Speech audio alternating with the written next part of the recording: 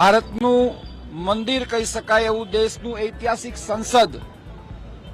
અત્યારે ચાલી રહ્યું છે, ત્યારે સમગ્ર દેશને ગેરમાર્ગે દોરવાનું કામ કોંગ્રેસના વિપક્ષના નેતા અને કોંગ્રેસ પક્ષના રાષ્ટ્રીય પ્રમુખ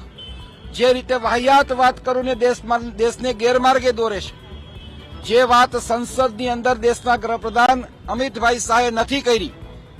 એ વાતને મારી મચકોડીને દેશને ગેરમાર્ગે દોરવાનું જે રીતે કામ કરે છે, જનાધાર વગરની આ કોંગ્રેસ આજે એમના અસ્તિત્વ ટકાવવા માટે હવા ત્યાં મારે છે, ત્યારે આજના